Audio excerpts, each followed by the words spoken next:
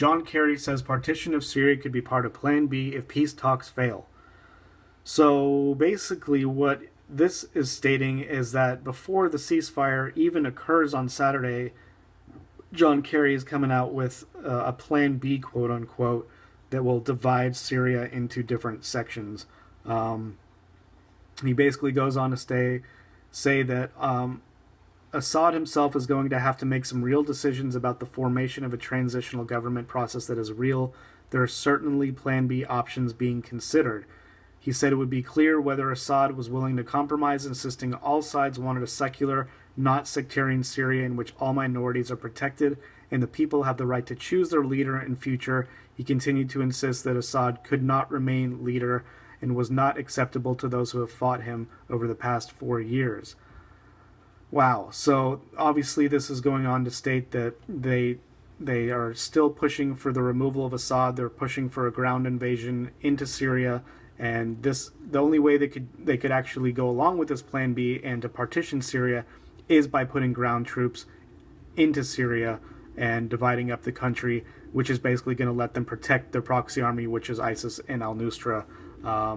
And then he goes on to state here out of ABC News that up to 30,000 U.S. troops are needed for a Syria safe zone.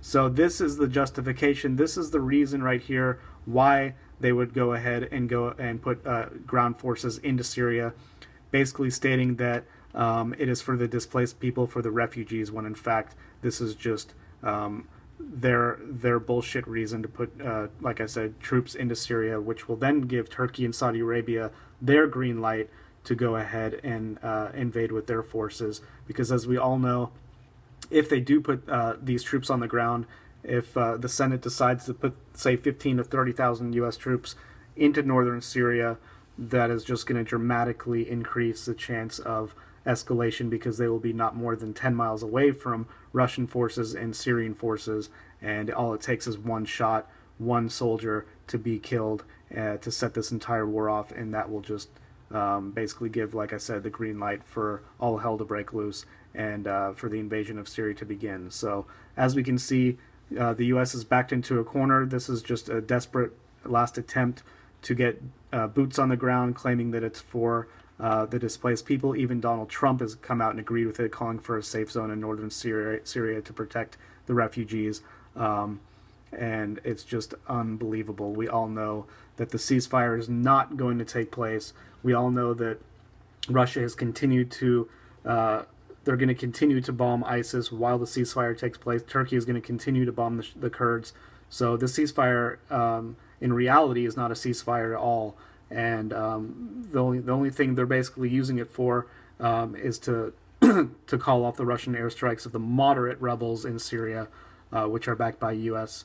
And NATO. And we all know there's no such thing as moderate rebels. They're all intertwined with the extremists, the al-Nusra Front and ISIS. So as we can see, they're pushing and pushing and trying to be as provocative as they can and coming up with any reason they can to put troops on the ground. In the next few days, in the next week or two, are going to be absolutely crucial. We need to keep our eye on it, because I'm willing to bet my life on the fact that the hostilities and the airstrikes continue in Syria after Friday night, after the ceasefire is set to take place. And then after that happens, John Kerry will then use his quote-unquote Plan B and send ground troops over into Syria.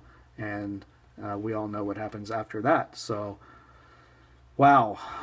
In other news, we've got DNA evidence debunking Turkey claims over Ankara blast culprit. So this goes out and states that we all knew that this was a false flag attack, and now this proves it. The bombings that occurred last week in Turkey were not done by the Kurds whatsoever. It was actually done by a Turkish citizen. So that was just more bullshit, another false flag done by Turkey to justify more involvement in Syria and to get troops on the ground in there. So another article came out.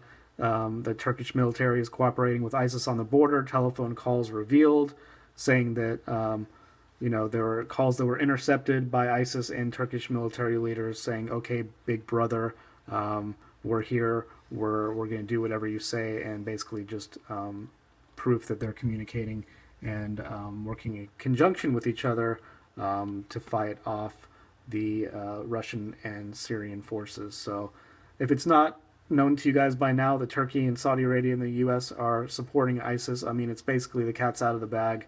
We all know it now.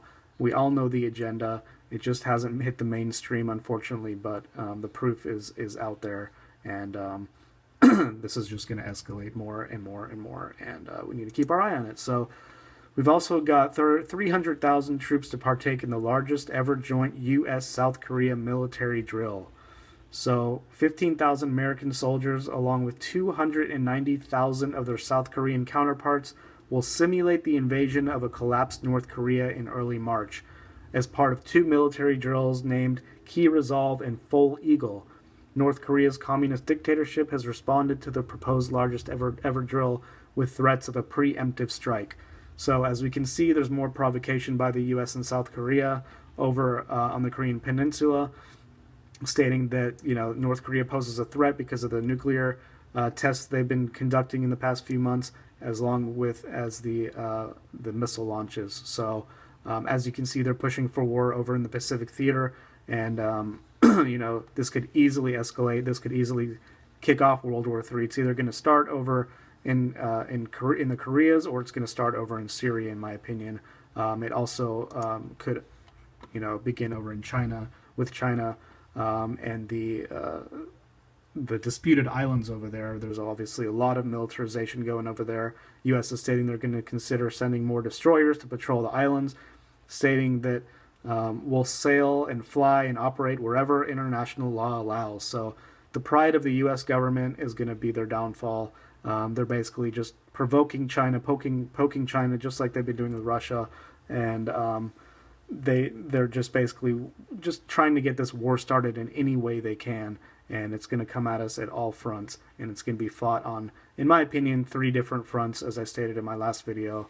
There's going to be the Pacific theater of war, there's going to be the European-Russian theater going on between NATO and the Baltic states, and then we're going to have, obviously, the Middle East blow up with Saudi Arabia, Turkey, and U.S. forces, along with probably Israel, fighting off Assad's forces and Iranian forces, and that will basically be it. So that's about all I got right now. I will keep you guys updated with more, but it definitely looks like things are escalating and not winding down whatsoever. And like I said, the next few days into the next few weeks are going to be absolutely crucial, and we need to keep our eye on what happens. So on that note, have a great day, and I'll see you next time.